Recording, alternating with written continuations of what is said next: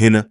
وقال الهدهد: إحنا مش بنحكي التاريخ، إحنا بنسأله. لما بنفكر في مصر القديمة بنتخيل معابد ضخمة، كهنة يرتدون أقنعة الآلهة، فرعون واقف بين السماء والأرض، وشعب كله راكع. الصورة دي مريحة، واضحة، سهل نحطها في فيلم أو كتاب مدرسي. لكن هل هي كاملة؟ خلينا نسأل سؤال بسيط. لو مصر كانت فعلا إمبراطورية دينية بالكامل، يبقى مين كان بيحكم؟ الكاهن ولا الفرعون؟ وإذا كان الفرعون هو الإله الحي، يبقى ليه كان محتاج جيش؟ ليه كان بيعمل معاهدات؟ ليه كان بيحسب الضرائب بدقة؟ الإله مش المفروض يأمر فيطاع، لكن الواقع كان أعقد من كده بكتير. خلينا نبدأ من فكرة الفرعون نفسه. في النقوش هو ابن رع، حورس الحي على الأرض، الوسيط بين البشر والآلهة. لكن في الحياة اليومية كان راجل دولة، قائد عسكري، مدير اقتصاد ضخم. رمسيس الثاني مثلا معروف بمعاهدة آدش مع الحيثيين، أول معاهدة سلام مكتوبة في التاريخ. لو كان إله حقيقي كان هيفاوض مين؟ الآلهة مش بتوقع معاهدات. الفرعون كان بيستخدم اللغة الدينية، لكن قراراته كانت سياسية بحتة. حتى لما أخناتون حاول يغير الدين كله ويلغي الآلهة المتعددة ويفرض عبادة آتون الواحد، ده كان قرار ديني ولا ضربة سياسية لكسر سلطة كهنة آمون في طيبة؟ الكهنة كانوا أغنى مؤسسة في مصر بعد الفرعون. كانوا بيمتلكوا أراضي، عبيد، مخازن حبوب، ورش صناعة. المعبد مش مكان للصلاة بس، كان بنك، مصنع، مركز إداري. ولما الفرعون حس إن السلطة دي بتهدده، عمل إيه؟ غير الدين نفسه. ده مش تصرف إله، ده تصرف حاكم بيحمي عرشه. وبعد موت أخناتون رجعوا للآلهة القديمة بسرعة، مسحوا اسمه من السجلات كأنه ما كانش موجود. لو الدين كان هو المحرك الوحيد، كان الشعب هيقبل التغيير ده بسهولة؟ الحقيقة إن مصر كانت دولة بيروقراطية معقدة جدا، في كتبة، محاسبين، مهندسين، قضاة، جبات، ضرائب. الإدارة كانت بتشتغل بنظام دقيق، مش بوحي إلهي. كان في قوانين مكتوبة، محاكم، عقوبات، سجلات. لو رحت تقرا بردية والبور مثلا، هتلاقيها سجل أراضي وضرائب، أرقام، حسابات، مساحات. مفيش فيها آلهة، مفيش طقوس، إدارة بحتة. وده يوصلنا لنقطة مهمة: مفهوم الماعت. الماعت مش بس إله العدالة، هي فكرة التوازن الكوني، النظام، الانسجام. لكن على الأرض الماعت كانت نظام إداري. الفرعون مش بيحقق الماعت عشان الآلهة راضية عنه، هو بيحققها عشان الدولة تفضل شغالة. الفيضان يجي في ميعاده، الحبوب تتخزن، الضرائب تتحصل، الحدود تتأمن. ده مش سحر، ده إدارة. ولما الفيضان كان بيتأخر أو يزيد عن حده، الكهنة كانوا بيقولوا إن الآلهة غضبة. لكن الفرعون كان بيفتح المخازن، يوزع الحبوب، يشغل مشاريع عامة عشان الناس تاكل. الحل كان عملي مش روحاني بس. خلينا نتكلم عن المعابد نفسها. ده صحيح إنها كانت بيوت الآلهة، لكنها كانت مؤسسات اقتصادية ضخمة. معبد الكرنك مثلا كان بيشغل آلاف العمال، عنده أراضي زراعية في كل مصر، ورش نسيج، مصانع جعة، مخابز. الكاهن الأكبر كان مدير تنفيذي بمعنى الكلمة، والفرعون كان بيعين الكهنة، بيراقبهم، بيحاسبهم، مش العكس. حتى في الطقوس اليومية كان الكاهن بيدخل قدس الأقداس، يغسل التمثال، يلبسه، يقدم له الطعام. لكن مين اللي كان بيدفع ثمن الطعام ده؟ الدولة. الطقس ديني، لكن التمويل سياسي. ولو نظرنا للتاريخ المصري كله، هنلاقي إن الدين نفسه كان بيتغير. في عصر الدولة القديمة رع كان الإله الأعظم، في الدولة الوسطى أمون بقى الأقوى، في الدولة الحديثة دمجوهم في أمون رع. ده غير الآلهة المحلية في كل مدينة، بتاح في منف، تحوت في الأشمونين، هتحور في دندرة. التعدد ده مش فوضى، ده تعبير عن تنوع سياسي وجغرافي. كل مدينة ليها هويتها، إلهها، كهنتها، اقتصادها. والفرعون كان بيوازن بين الكل، مش بيفرض إله واحد إلا لما يحتاج يكسر سلطة منطقة معينة، زي ما عمل أخناتون. حتى فكرة الحياة الآخرة اللي بنعتبرها محور الدين المصري، ده صحيح إنها كانت مهمة، لكن التحنيط كان صناعة.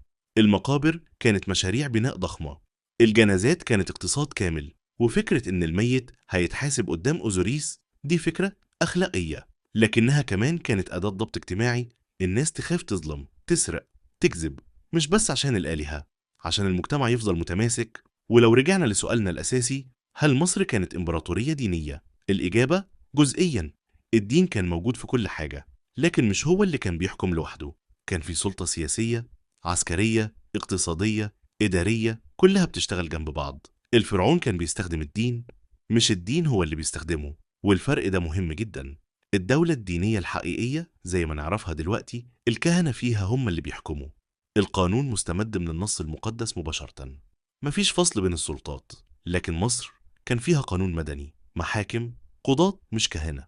كان في فصل عملي بين الإدارة والمعبد، حتى لو الخطاب الرسمي كان ديني. وده بيوصلنا لنقطة أعمق. إحنا بنقرأ مصر القديمة بعيون حديثة، بنشوف المعابد الضخمة، النقوش الدينية، التماثيل، وبننسى إن دي كانت الإعلام الرسمي، الحاجة اللي اتبنت عشان تفضل. لكن الحياة اليومية كانت في البيوت الطينية اللي اتهدت، البرديات اللي اتحرقت، الحكايات اللي ما اتسجلتش، الفلاح اللي كان بيزرع القمح، الصانع اللي بيشتغل في الورشة، التاجر اللي بيحسب أرباحه. هما ما كانوش عايشين في معبد، كانوا بيروحوا للمعبد في الأعياد، بيقدموا قرابين، بيصلوا، لكن معظم حياتهم كانت عملية بحتة. ولما نيجي نفهم مصر لازم نفهمها ككل، مش المعبد بس، مش القصر بس، مش المقبرة بس، كل ده مع بعض. مصر كانت حضارة معقدة فيها دين، سياسة، اقتصاد، فن، علم، ومحاولة اختزالها في صفة واحدة بيفقدنا عمقها. خلينا ناخد مثال عملي. الأهرامات لما بنشوفها بنفكر في مقابر فرعونية، رحلة للآخرة، طقوس دينية، وده صح، لكنه مش الصورة الكاملة. بناء الهرم الأكبر احتاج 20 سنة، 100,000 عامل، تنظيم لوجستي معقد جدا. الحجارة جت من أسوان، اتنقلت في النيل، اتقطعت بدقة، اترصت بحسابات هندسية. ده مش مشروع ديني بس، ده مشروع دولة. كان في مهندسين بيحسبوا الزوايا، مديرين بيوزعوا العمال، أطباء بيعالجوا المصابين، خبازين بيطعموا الآلاف. كان في مدينة كاملة بتتبني جنب الهرم، مساكن للعمال، مخازن، مستشفيات. لقوا بقايا عظام فيها آثار علاج طبي. يعني العمال ما كانوش عبيد بيموتوا ويترموا، كانوا بياخدوا رعاية. وده بيقولنا حاجة مهمة، الدولة كانت بتستثمر في شعبها، مش بس في الآخرة. حتى الهدف الديني كان محتاج تنفيذ دنيوي. ونفس الفكرة في المعارك. رمسيس الثاني لما حارب في قادش، النقوش بتقول إن الآلهة ساعدته، إن آمون ظهر له وأنقذه. لكن الحقيقة كان معاه جيش مدرب، عربات حربية متطورة، استراتيجية عسكرية واضحة. الدعاية الدينية كانت للشعب عشان يؤمنوا بالنصر، عشان يدعموا الفرعون. لكن المعركة نفسها كسبها السلاح والتخطيط. وده بيوصلنا لنقطة تانية، دور الكتبة. الكاتب في مصر القديمة كان شخص مهم جدا، أهم من الكاهن أحيانا. ليه؟ لأنه هو اللي كان بيمسك السجلات، بيحسب الضرائب، بيكتب المراسيم، بينقل الأوامر. بدون الكاتب الدولة كانت هتقف. وفي تعاليم الحكماء المصرية زي تعاليم بتاع حتب هتلاقي نصايح عملية بحتة، كيف تتعامل مع رؤسائك، كيف تتكلم بحكمة، كيف تدير شؤونك. مفيش فيها لاهوت، مفيش طقوس، أخلاق عملية لإدارة الحياة.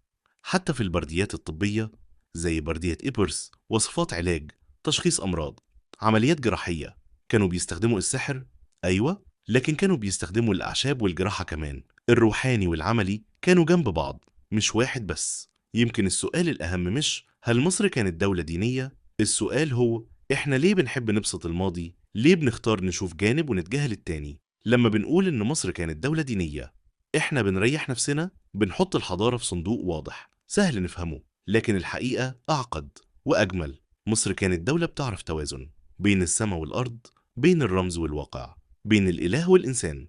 الفرعون كان بيقدم نفسه كإله لكنه كان بيحكم كرجل دولة. الكاهن كان بيخدم الآلهة لكنه كان بيدير مؤسسة اقتصادية. الشعب كان بيؤمن بالآخرة لكنه كان بيشتغل ويعيش ويحب في الدنيا. ليه بنحتاج نحط الحضارات في قوالب واضحة؟ هل ده عشان نفهمها أحسن ولا عشان نحس إننا أكثر تطورا منها؟ مصر القديمة عاشت 3000 سنة، 3000 سنة من التغيير، الحروب، السلام، الازدهار، الانهيار. مستحيل نلخصها في جملة واحدة. وكل ما بنكتشف أكتر كل ما الصورة بتتعقد. بردية جديدة، نقش متجاهل، مقبرة، عامل بسيط، كل ده بيضيف طبقة جديدة للفهم. ويمكن ده الجمال، إن التاريخ مش ثابت، مش نهائي، هو قراءة مستمرة بنعيد كتابتها مع كل اكتشاف. ولما نقول إن مصر كانت إمبراطورية دينية، إحنا مش غلط تماما، لكننا مش صح تماما برضو. الحقيقة في النص، في المساحة بين الدين والسياسة، بين المعبد والقصر، بين الإله والإنسان. ويمكن الدرس الحقيقي من مصر مش في الإجابات، في الأسئلة اللي بتخلينا نفكر. هل السلطة المطلقة ممكن تكون دينية بحتة؟ ولا هي دايما بتحتاج أدوات عملية؟ هل الإنسان يقدر يحكم باسم الإله؟ ولا هو في الآخر بيحكم باسم نفسه؟ مصر سبتلنا معابد، مقابر، نقوش، لكنها سبتلنا حاجة أهم، سبتلنا نموذج لحضارة عرف التوازن بين المقدس والدنيوي. بين الرمز والواقع، وما زلنا بنحاول نفك الشفرة دي. وقال الهدهد: